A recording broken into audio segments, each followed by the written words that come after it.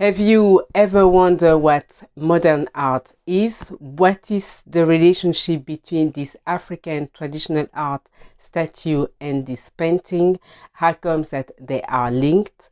Has African modern art ever evolved, and what is its history? Let's just start.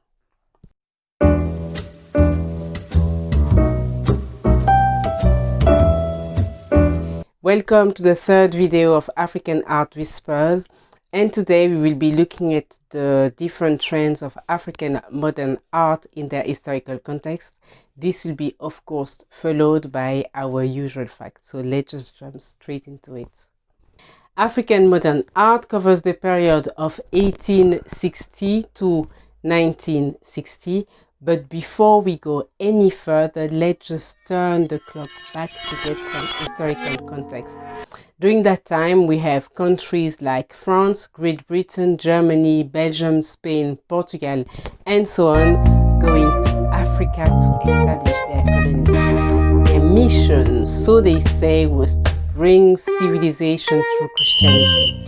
This will have a major impact on art in Africa, but also in Europe. Now, back into business. We know that during that time, more than 90% of African art was taken out of the continent to be brought back to ethnological museums in Europe and America, but also in the hands of art collectors and artists. Soon, African traditional art became a powerful influence amongst artists who formed an avant-garde in the development of modern art. The movement rejects the old. They want to experiment something new and fresh. They find African art fascinating, and in that context is a perfect means to experiment. In 1905, we have clear evidence that European artists are starting to integrate and reflect the influence of African art into their work. Two European movements heavily influenced by African art are now born: Fauvism and Cubism. Fauvism comes from the French word fauve, which can be translated as white beast. The leader of the movement is Henri Matisse, who is an early African art collector. He is soon followed by other artists such as Derain and Vlaming, who are also passionate about African art. The African influence can be attributed to the fact that we now use more basic and warmer colors. We have unsimplified imaginary, and we have a change in the mark-making techniques, which is less precise in order to bring more emotions. We can see the transition here with this painting from Vincent van Gogh and this typical Fauvist work from André Derain. Fauvism will be a very brief and short movement, and at the end, Fauvist will go on to create a new movement, which will be called Cubism. Cubism uses the concept of abstraction. The main leaders are Matisse and Picasso. Cubist artists reject the idea that art should be copy nature. The technique consists of reducing objects in different geometrical forms, such as cube, triangle, rectangle, and so on, to realign them within the same space. We have an example here with George Braque's work. By using this technique, we have a democratization of space. The artists are now able to show different perspectives at the same time within the same space. We are now working on two-dimensional flatness on the canvas instead of creating an illusion of depth. This is clearly a revolution for European art because it challenges the idea that illusion can only be created by depth. We have here a work from Pablo Picasso, Les Demoiselles d'Avignon. It is considered to be a break with 500 years of European tradition of painting, which started with Renaissance. We are working on two-dimensional flatness. The concept of beauty is challenged. Picasso is using body distortion, and the women on the painting are actually prostitutes. Their face has been replaced by a sickness mask from the Pende tribe in the Democratic Republic of Congo. We have the same dynamic with Matisse's work. The woman's face has been replaced by a Punu mask from Gabon. Unfortunately, when questioned about his source of inspiration, Picasso will be quoted saying Negro art. I don't know, but his personal art collection will demonstrate otherwise. African art never ceased to accompany him, and it was indeed his source of inspiration. During that time in Africa, colonial rulers are very keen to have the local population submit to their social and spiritual beliefs. Consequently, many practices with deep symbolic will have to be banned, and this will affect artisanal practices. But far from suppressing them, it will stimulate creativity and inventiveness. New types of art will appear. Unfortunately, this is also synonym to the disintegration and weakening of the traditional African society. Now, let's just look at how this worked through the theme of warriorhood and masculinity. The Idoma tribe is located in the western part of Nigeria. The ritual consisted of using craniums and sometimes jawbones of their defeated enemies. After the British restriction, they were able to create artistic innovations, and the cranium was replaced by a carved head, which will still be associated with a set of behavior related to warriorhood. This transition would have not been possible without the skills of the carvers, who had to conceptualize how to transform head, skin, bones, and hair into a wooden embodiment of their enemies. Things that they had to take into account, for instance, was the expression at the time of arrest, and this is how we have a mask with open eyes and open mouth. Generally, this will stimulate the realization of masks that are more of a naturalistic style, and we also have an alteration in the rituals because it's not going to be necessary to drink from the skulls.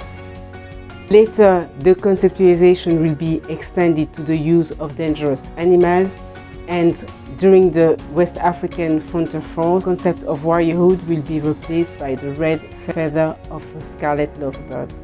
The constant reformulation of warriorhood means that we have displaced its original meaning from the artifacts. The Samburu tribe is located in the central part of Kenya.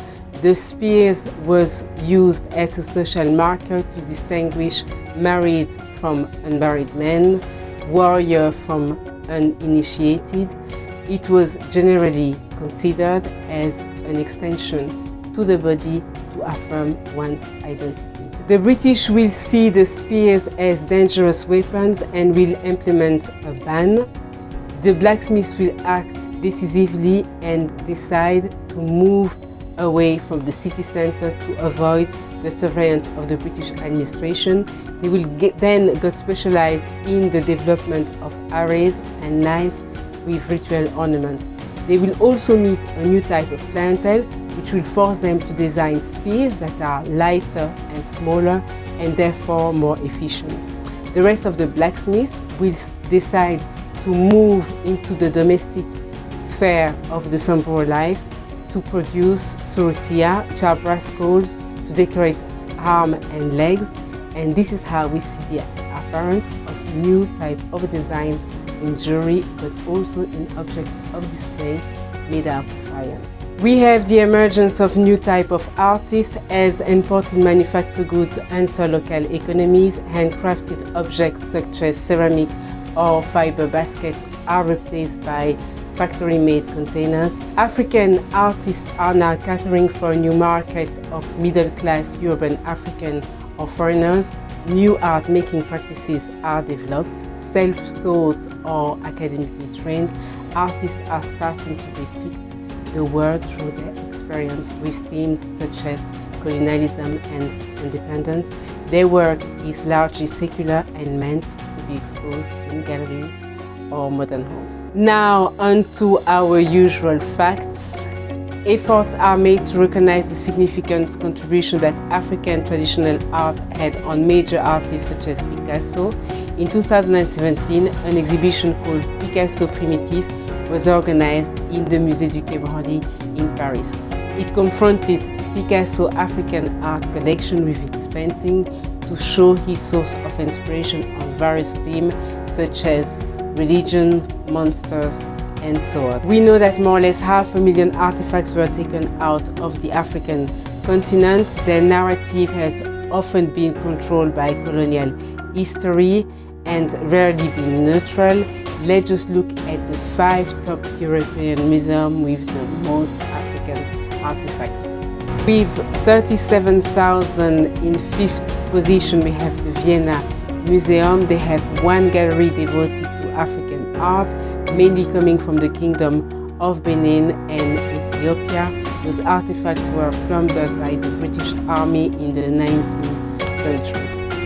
The 4th position goes to the British Museum with 69,000 artifacts. It was established in 1753 by an Act of Parliament. 6 years later, it opened its doors to its first visitors. The museum is now one of the largest in the world with 92,000 square meters and more than 100 galleries. Its position has remained intransigent about the issue of repatriation. It has equally refused to pay restitution to African countries whose artifacts are held in bondage. It has, however, entered negotiation to explore various loans options. In 3rd position, we have the Musée du Quai Branly in Paris with 70,000 artifacts. It's a fairly new museum, which construction started in 2000 to be completed in 2005. In 2006, its doors were open to visitors. It contains collections from the Musée d'Art d'Afrique et d'Océanie, but also from the ethnological department of the Musée de l'Homme. In June this year, we have an incident. 5 protesters were arrested after an attempt to seize African art from the museum. The protesters are now suing back the Musée du Quai Branly for stolen artifacts. The trial is due to take place in September. The 2nd place goes to the Humboldt Forum in Germany with 75,000 artifacts. It is located in the Berlin Palace, which dates from the 16th century. Most of the collections come from Tanganyika, Namibia, and other colonies. The museum is currently closed for refurbishment. The 1st place with 180,000 artifacts goes to the Africa Museum in Brussels, Belgium. It was established in 1898 by the King Leopold for the international exhibition. The museum has recently been refurbished for a total value of 75 million US dollars. Most of the collection comes from the Belgium Congo, and a committee has been set up to address the questionable origin of the African artifacts. This is the end of our 3rd video. I hope you have learned a lot of new things, that it was enjoyable to you. We see you next time for our next topic, and in the meantime, take care and stay safe.